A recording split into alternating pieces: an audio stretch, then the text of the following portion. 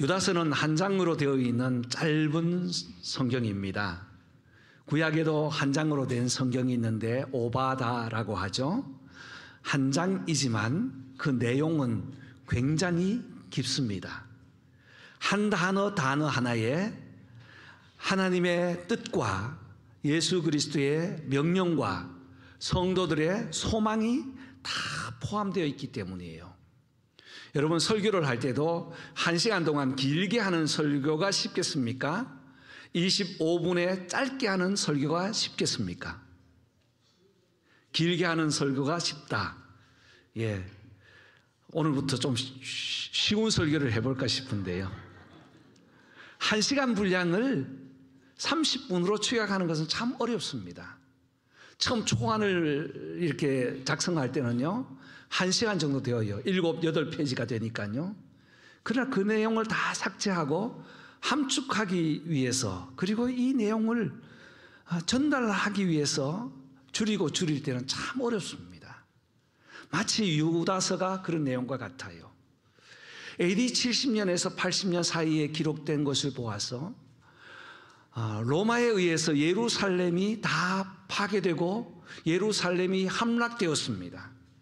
이러한 상황에서 하나님을 믿고 예수의 말씀을 지키는 성도들의 삶이 얼마나 어려웠겠어요.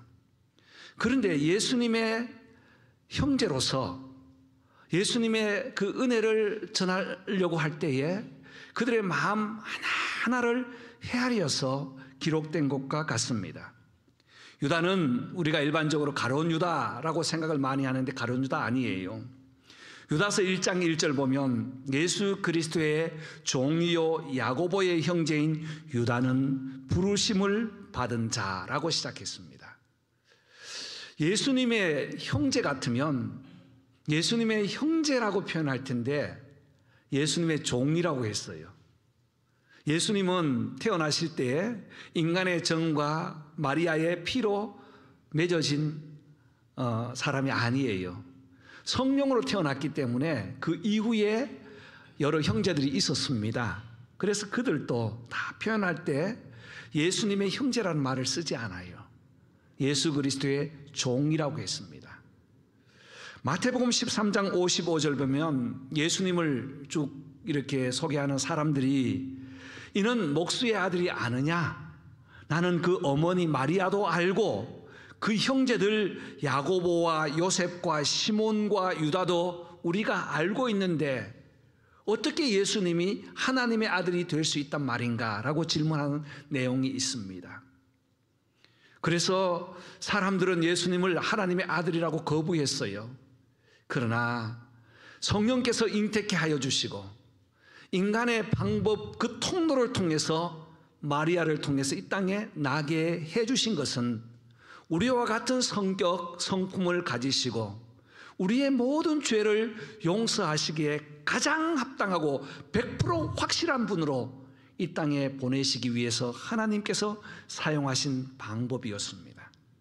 그래서 육신의 형제들이었지만 예수님과 분별해서 그리스도의 종이라고 표현하고요. 그리고 보냄을 받은 사람이래 유다는 야고보의 형제라고 했습니다.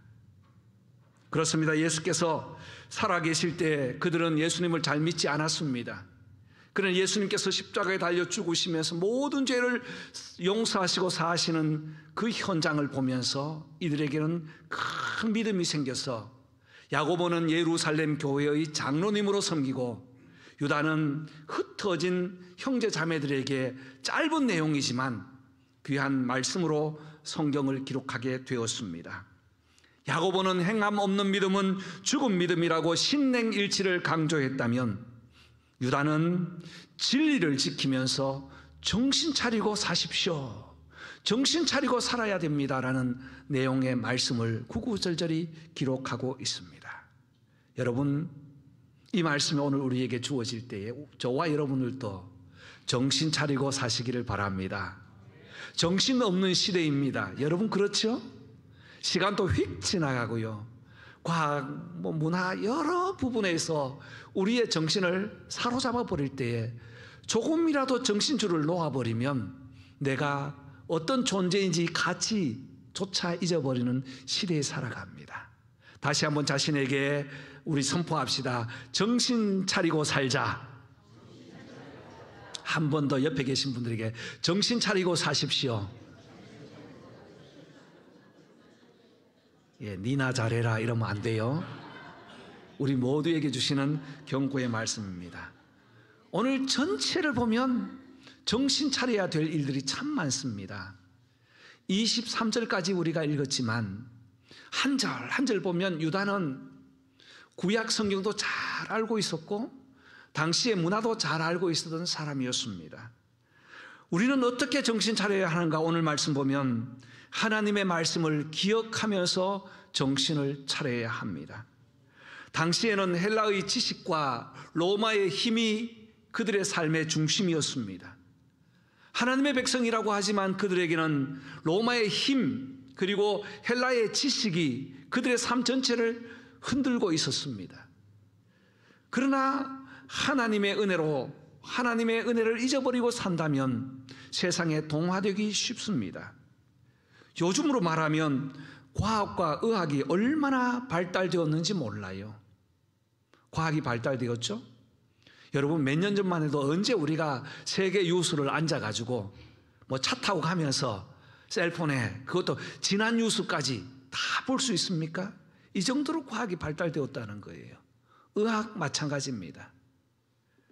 우리 함장로님 캘리포니아에 운전해서 다녀오셨습니다. 제가 캘리포니아 살 때 매년 왔다 갔다 했기 때문에 그 거리를 알거든요. 적어도 1000마일을 달리기 위해서 운전 잠자지 않고 꼬박 달려야 됩니다.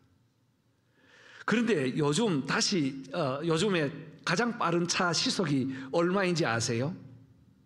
세계에서 가장 빠른 그 시속을 가진 차, 제가 조사를 해보니까 500km를 달리더라고요. 시속 500km, 부가티 볼라이드라는 차입니다. 오늘 사진을 드리려고 하다가 혹시 여러분 살까 싶어서.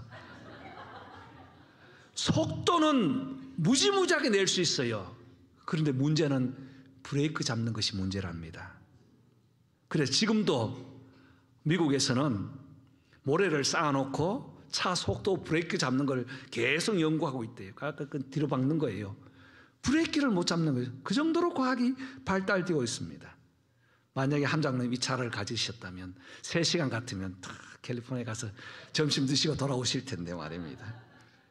이런 시대에 정신을 차리지 않으면 삶의 중심이 세상으로 빼앗겨버리고 하나님을 잊어버리기 때문에 우리는 첫째도 둘째도 하나님의 말씀을 중심 삼아서 정신 차려야 합니다. 세상에서 배운 학문이 사회를 살아가는 중심이 된다면 우리는 세상에 동요될 수밖에 없습니다. 그래서 유다는 사랑하는 자들아 라고 시작하면서 사도들이 미리 한 말을 기억하라고 17절에 말씀하고 있는 거예요. 사도가 누구입니까? 사명을 받고 보냄을 받은 사람입니다. 먼저는 예수님의 12제자로 훈련을 받을 때는 마레테스라는 제자의 이름을 가지고 있지만 이제 예수님께서 각각 둘씩 짝을 지어 보낼 때는 특별한 사명으로 보낸 아포스톨로스가 됩니다. 사도들이 되는 거예요. 우리 미국에도 한국 대사들이 나와 있죠. 한국의 대표로 보냄을 받은 자라는 사도들이 한 말을 기억하라고 합니다. 사도들이 한 말이 무엇입니까? 예수 그리스도의 죽으심과 부활하심과 다시 오심을 증거하는 일이 사도들의 역할이었습니다. 그런데 이 말씀을 놓쳐버리고 로마의 힘과 헬라의 지식에 빠져 있으면 허리멍텅하게 있다 보면 영혼이 빼앗기기 때문에 당시에도 여러 사람들이 가만히 영혼을 빼앗는 존재가 있어서 정신을 차리라고 부탁합니다. 유다서 4절 보니까 가만히 들어온 사람 몇 명이 있어서 하나님의 은혜를 방탕한 것으로 바꾸고 18절에는 정욕대로 행하며 조롱하는 자들이 있고 19절에는 분열을 일으키며 육에 속한 자들, 성령이 없는 자들이 함께 당시의 회당 안에 모임 안에 있기 때문이라는 거예요. 교회도 마찬가지입니다. 이 교회 안에는 여러 부류의 사람들이 있어요. 신실하게 믿는 사람도 있고 왔다 갔다 하는 사람도 있고 또 믿지 않는 사람도 있다는 것을 우리가 기억하면서 어떻게 정신을 차려야 하는가. 11절 보니까 세 부류의 사람이 있기 때문입니다. 11절 우리 다 같이 읽겠습니다. 화면에 있습니다. 다 같이. 화 있을진더 이 사람들이여 가인의 길에 행하였으며 삭슬 위하여 발람의 어그러진 길로 몰려갔으며 고라의 폐역을 따라 멸망을 받았도다. 유다가 구약 성경의 여러 내용들을 다 종합했습니다. 먼저는 가인의 길에 행하였으며, 가인은 언제 사람이죠? 창세기 4장의 사람이에요. 아담의 아들이지 않아요. 하나님의 제사를 드렸는데 동생 아벨의 제사는 받고 가인의 제사를 받지 않으니까 분노해서 아벨을 죽입니다. 하나님이 묻습니다. 아벨이 어디 있느냐 물었더니 내가 아벨을 지키는 자입니까? 라고 말을 합니다. 다시 말해서 종교성을 가지고 있는 사람들이 세상에 있는데 모든 순서나 종교성을 가졌지만 하나님과 전혀 관계없는 사람들이 세상에 있다는 거예요. 그래서 세상에서 우리가 정신 차려야 되는 이유, 하나님의 말씀으로 중심되어야 하는 이유는 우리의 왔다 갔다 하는 이 형식으로 구원받지 못하고 하나님의 백성으로 살지 못한다는 말씀을 하고 있는 것입니다. 그래서 바른 신앙을 갖기 위해서 하나님의 말씀으로 정신 차리기를 바랍니다. 두 번째는 민수기 22장부터 25장까지 이스라엘 백성들이 애굽에서 나와서 가나안 땅을 향할 때에 모압 땅을 거쳐가야 했습니다. 모압 왕 발락이 당시에 아주 신통한 사람 발람을 세워서 지금 하나님의 백성들이 올라오니까 저주하라고 요청을 합니다. 그런데 마음을 먹고 저주하러 가려고 하는데 하나님께서 나귀의 입과 귀를 열어서 하지 못하도록 합니다. 저주 대신에 축복을 하라고 하죠. 그랬더니 발락이 화가 나서 발람을 불러서 너 왜 그렇게 했냐고 야단을 치면서 내가 너에게 후상을 내리니 너가 한번 연구를 해보아라. 그때 발람이 묘책이 있습니다. 그들은 지금 광야에서 걸어왔습니다. 옷은 다 낡았습니다. 여인들은 머리 푸시시 해가지고 그렇게 지금 걸어오고 있습니다. 이때에 우리에게 미녀들을 다 동원시켜 주소서라고 미녀들을 다 동원시켜가지고 그만 행음에 빠지도록 해버립니다. 얼마나 무서운 죄를 짓습니까? 이것은 바로 성적인 타락이었고 정욕으로 세상을 흔드는 오늘 시대와도 같다는 거예요. 오늘도 이 정욕과 성적인 타락이 얼마나 남발하고 있는지 모릅니다. 여기에서 바르게 살려면, 정신 차리려면 하나님의 말씀을 떠나면 안 된다. 사도들의 미리 한 말을 꼭 기억하라고 부탁합니다. 세 번째는 고라입니다. 고라 자손은 레위의 손자들이죠. 성전을 지키는 일을 하다가 이들은 모세에게 도전을 합니다. 하나님이 모세만 사랑하는가? 왜 모세에게만 말씀을 주시는가? 우리도 하나님의 백성 아닌가? 우리도 성전에서 일하고 있지 않는가? 하면서 모세에게 그 리더십에 도전을 합니다. 그래서 그 도전으로 인하여 땅이 입을 열어 많은 사람을 죽게 하고 불이 내려서 250명을 삼키고 전염병으로 14,700명이 죽게 됩니다. 민수기 16장 이후의 내용이에요. 여러분, 오늘 시대도 세상이 요구하는 것은 너 자신, 너를 믿어라. 너가 어떤 존재냐 하면서 우리 자신에게 교만을 계속적으로 심어주고 있습니다. 사랑하는 성도 여러분, 이 세 가지는 오늘 시대도 막연하게 우리의 영혼을 더럽히고 교만나게 하고 대적하게 하고 관계를 깨고 18절 보니까 분열을 일으키고 성령이 없는 사람으로 그럴듯하게 말을 내세워 사는 오늘 시대도 우리 주변에 얼마나 많은 이런 일이 있는지 모릅니다. 사랑하는 성도 여러분, 이런 때에 가인의 종교적인 성향이나 발람의 정욕이나 고라의 교만을 이길 수 있는 힘은 하나님의 말씀밖에 없는 줄 믿습니다. 그래서 우리 교회는 하나님의 말씀을 강조하고 말씀을 가르치고 말씀을 배우고 말씀을 암송하도록 합니다. 왜냐하면 하나님의 말씀은 생명이기 때문입니다. 하나님의 말씀은 진리이기 때문입니다. 하나님의 말씀은 변치 않기 때문입니다. 하나님의 말씀은 우리의 영혼을 살리는 말씀이기 때문인 줄 믿습니다. 하나님의 말씀으로 정신을 바짝 차리는 성도들 되시기를 주의 이름으로 축복합니다. 두 번째는 20절과 21절에 사랑하는 자들아 너희는 너희의 거룩한 믿음 위에 자신을 세우며, 우리 자신을 어디에 세워야 되는가 하는 거예요. 정체성의 문제입니다. 지극히 거룩한 믿음 위에 자신을 세우십시오. 믿음 위에 세우자는 거예요. 어떤 사람은 신앙생활 하면서도 돈 위에 세웁니다. 어떤 사람은 권력 위에 세워요. 정치하는 사람들요. 정치 약간 맛보면 참 재미있더라고요. 저도 그 김영삼 대통령 만들기에 잠깐 따라다닌 적이 있습니다. 뭐 따라다녔다기보다 기사한 적이 있어요. 갔더니 재밌더라고요. 아, 이 맛에 하는구나. 그렇습니다. 거룩 위에 세우지 않고 믿음 위에 세우지 않고 자신을 어디에 세우는가에 따라서 믿음 생활을 한다고 하지만 생각과 가치관과 주관이 달라지게 됩니다. 믿음은 무엇입니까? 자기의 신념이나 각오, 노력, 의지가 아닙니다. 물론 포함되어 있어요. 믿음은 바라는 것들의 실상이요 보지 못하는 것들의 증거라고 히브리서 11장 1절에 분명히 말씀했어요. 믿음이 없으면 하나님을 기쁘시게 못하는데, 첫 번째는 하나님이 계심을 믿는 것입니다. 여러분, 하나님의 계심을 믿으십니까? 진실로 믿으십니까? 그렇습니다. 보이지 않으나 만져지지 않으나 우리와 함께 하시는 하나님, 정말 심령 깊숙한 곳에서 혼자 조용한 시간 있을 때 찾아오시는 그 하나님, 그 하나님을 믿습니다. 두 번째는 그가 자기를 찾는 자들에게 상 주시는 이심을 믿어야 한다고 히브리서 11장 7절에 말씀합니다. 그러므로 우리가 믿음을 갖기 위하여 하나님을 섬기며 이 거룩한 믿음 위에 우리를 세울 때 하나님을 믿고 나가는데, 이 믿음을 가진 사람들의 세 가지의 삶의 자세가 있습니다. 먼저는 성령으로 기도하며 라고 했어요. 20절에 성령으로 기도하며. 성령으로 기도한다는 말은 어떤 의미일까요?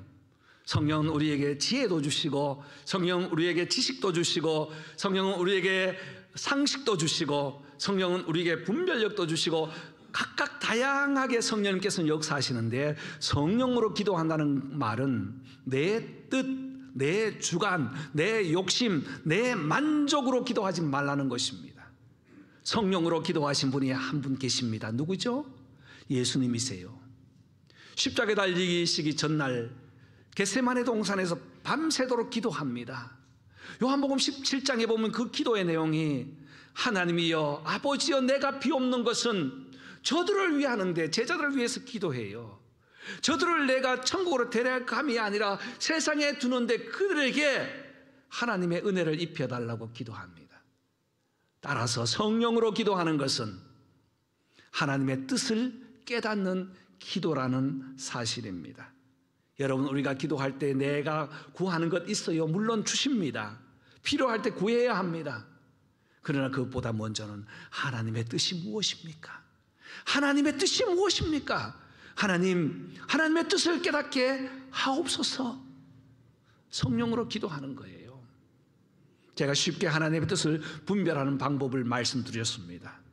하나님의 뜻을 분별하는 방법은 그 응답을 통해서 나에게 기쁨이 온다는 거예요. 성령께 주시는 기쁨이에요. 불안하도록 하지 않습니다. 또 하나는 타인에게도 은혜를 베푼다는 거예요. 타인이 손해보는 건 아니라고 했잖아요. 그리고 세 번째는 공동체 안에서는 유익과 덕이 생긴다는 것입니다. 여러분, 우리가 함께 기도하실 때 성령으로 기도하기를 원합니다. 내가 원하는 건 물론 넣습니다. 내가 중보할 수 있어요. 그러나 하나님의 뜻을 놓고 기도하기를 바랍니다. 두 번째는 사랑 안에 자신을 지키며 라고 했어요. 거룩한 믿음 위에 살아가는 성도의 삶은 사랑으로 자신을 지켜야 된다는 거예요. 그럼 내만 사랑해야지, 이게 아니고요. 내 마음에서, 내 말에서, 내 언행에서, 내 손에서 나오는 것들이 사랑으로 나오는 거예요. 여러분, 사랑하는 것과 형식과는 한 번은 할 수 있어요. 그죠? 분별 없이 할 수 있어요. 그런데 몸에 빼어서 나오는 그 사랑, 진실은 다른 겁니다. 그렇습니다. 사랑이 도대체 무엇이냐? 2주 전에 말씀을 드렸습니다. 예수님의 제자 막내였던 요한이 사랑이 무엇입니까? 라는 질문을 통해서 우리가 사랑하며 살겠다고 했어요. 사랑은 그때 제가 설교할 때 마지막 결론으로 사랑이 무엇냐고 물은다면 조그만 배려라고 결론을 내렸습니다. 여러분, 우리가 큰 사랑, 형제자매를 위해서 목숨을 내어놓는 사랑은 하지 못해도 다른 사람 입장에서 다른 사람의 신발을 신어보면 그 사람의 마음을 아는 것처럼 조금씩 배려를 하는 내 마음에 사랑으로 자신을 지키는 성도가 되기를 소망합니다. 그리고 마지막에는 예수님의 구원하심에 감사하는 거예요. 오늘 말씀에도 그렇게 되어 있죠. 21절, 하나님의 사랑 안에 자신을 지키며 영생에 이르도록 우리 주 예수 그리스도의 긍휼을 기다리라. 예수 그리스도의 구원하신 그 은혜를 돌아보는 것입니다. 사랑하는 성도 여러분, 우리가 믿음 위에 자신을 세우기를 바랍니다. 그것도 지극히 거룩한 믿음 위에 말입니다. 이렇게 세워질 때에 우리에게는 악한 마귀가 틈타지 못하도록 우리의 믿음을 하나님께서 더욱 견고하게 지켜주시는 줄 믿습니다. 마지막 정신 차리는 우리의 마음은 긍휼하신 예수님을 본받으면서 정신을 차려야 돼요. 긍휼이라는 말이 참 귀한 단어입니다. 자비, 용서, 은혜가 다 포함된 단어예요. 유다서를 읽어보면 당시의 종교성과 문화를 폭넓게 이해할 수 있습니다. 유다는 젊었지만 제가 나이를 한번 생각해 보았습니다. 예수님보다 그 형제가 다른 그 육신의 형제가 4명 있으니 3살씩 터울이 있다고 해도 적어도 15살에서 뭐 사이가 있는 것 같아요. 그런데 유다는 어릴 때부터 구약 성경을 잘 알고 있었던 것 같습니다. 그래서 소돔과 고모라 이야기, 가인과 아벨 이야기, 입에서 전해오는 모세의 이야기까지 다 알고 있었어요. 기록을 해놓았거든요. 그리고 에녹서까지, 에녹 이야기, 에녹은 우리 정경에 들어가 있지 않습니다. 이디오피아가 가지고 있는 원본에 보면 에녹서라는 것이 있어요. 이 내용까지 유다서에는 다 기록된 것을 보아서 구약 성경과 또 당시에 구전으로 전해오는 입에서 입으로 내려오는 외경 이야기까지, 미가엘과 천사가 그 악한 마귀가 모세의 시체를 놓고 싸우는 이야기는 성경에 없는데 여기에만 나오는데 당시의 사람들이 그 이야기를 중심으로 가지고 있었단 말이에요. 이런 이야기를 다 가지고 있는 포괄적인 내용을 가지고 있어서 모이는 그룹마다 무엇이 진실한 예수 믿는 증거인지를 놓쳐버리고 살았던 사람들이었습니다. 그래서 유다는 예수님의 구원하신 그 은혜를 생각하면서 모든 일에 긍휼을 베풀어라는 거예요. 여러분, 오늘 시대에 긍휼이 없어진 시대입니다. 사람들이 의심하기 시작합니다. 사람들도 믿을 수 없어요. 요즘은 진실이 어디에 있는지, 정직이 어디에 있는지 없는 시대에 살아가고 있어요. 여러분도 많이 느끼고 있잖아요. 이것 정말 진실처럼 믿고 있었는데 어느 날 보면 그것이 뒤집혀져 있을 때가 참 많아요. 당시에도 의심 많은 사람들이 있었습니다. 그래서 예수를 알지 못하는 사람들, 의심 많은 사람들, 긴가민가하는 사람들을 어떤 마음을 가지라고요? 긍휼한 마음을 가지라는 거예요. 너 왜 그렇게 모르냐고 말하지 말고, 그것도 모르냐고 말하지 말고, 교회 생활 그렇게 했음에도 그것도 모르냐고 하지 말고, 내가 조금 더 알고 있다면 긍휼한 마음으로, 자비하는 마음으로, 사랑하는 마음으로, 은혜의 마음으로 가질 때에 하나님께서 우리를 더 사랑하신다는 겁니다. 또 하나는 유대교에 빠져있던 사람이 있습니다. 이 사람들은 불에서 끌어내어 구원할 자도 있다는 것입니다. 이 사람들에 대해서는 어떻게 해야 되는가? 이 사람들을 또 긍휼히 여기라는 거예요. 대신 죄를 미워하고 용납해서는 안 되지만 두려움으로 긍휼히 여기라고 했습니다. 거기에 몰라서 빠져 있고 또 유혹돼서 빠져 있고 거기에 빠져 있는 사람이 있다면 그 사람들도 긍휼히 여기라. 이 긍휼은 예수님의 구원의 은혜가 없으면 할 수 없는 것이 바로 긍휼인 것입니다. 사랑하는 성도 여러분, 사람마다 성격과 취미와 개성 각각 다릅니다. 교회 안에도 우리 다 달라요. 성격의 차이도 다르고요, 믿음의 차이도 달라요. 이때 우리의 마음에 가장 아름다운 마음은 예수 그리스도의 자비하심으로 긍휼한 마음입니다. 여러분, 긍휼한 마음으로 이웃을 보면, 긍휼한 마음으로 사람을 보면 원수가 없습니다. 원수가 없어요. 그렇습니다. 예수님은 마태복음 5장 7절에 긍휼히 여기는 자는 복이 있나니 그들이 긍휼히 여김을 받을 것이며. 아멘. 저와 여러분들도 이 땅에서 정신 차리며 살아갈 때 예수님의 긍휼을 배우시기를 바랍니다. 긍휼히 여기는 마음을 가지면 예수님께서도 우리를 긍휼히 여긴다고 했습니다. 이것이 복이라고 했습니다. 어떤 목사님이 문제 많은 교회에 새로 부임을 했답니다. 오늘 칼럼에 나가 있어요. 그런데 이 목사님이 부임하자마자 첫 주에는 요한복음 3장 16절 하나님이 세상을 이처럼 사랑하사 이 말씀으로 설교했어요. 참 은혜롭게 설교했고 받는 사람 성도들도 은혜를 많이 받았답니다. 두 번째 주일도 똑같은 본문으로 똑같이 했대요. 성도들이 목사님 이사하신다고 바빠서 준비를 못했는가 봐 하고 넘어갔어요. 셋째 주 되니까 웅성거리기 시작합니다. 넷째 주 되니까 대표가 찾아왔어요. 목사님, 왜 똑같은 설교를 4주 동안 계속합니까? 라고 물었더니 목사님 말씀이, 똑같은 말씀이어도 반응이 없고 변화가 없으면 제가 이 교회 목회하는 동안 계속하겠습니다 하고 태연하게 대답을 했답니다. 그때야 성도들이 목사님의 의중을 알고 정말 우리 교회의 문제가 무엇인가 하는 것을 깨닫고 회개하면서 하나님 앞에 새로운 교회로 변화되었다는 내용입니다. 여러분, 유다서는 짧은 내용이지만 이 내용을 보면 참 내용이 깊습니다. 설교할 제목도 많고요. 그런데 오늘 우리에게 정신 차리고 살자는 이 말씀 속에는 세 가지의 포인트가 반드시 있었습니다. 여러분, 말씀 중심으로 정신 차리기를 바랍니다. 하나님 귀한 은혜 속에 우리를 불러주신 거룩한 믿음 위에 우리의 믿음을 세우기를 바랍니다. 그리고 긍휼한 마음으로 서로 섬기며 사랑할 때에 정말 세상에도 깜짝 놀라는 그 은혜의 긍휼이 저와 모든 성도들에게 함께 하시기를 축원합니다. 기도하겠습니다.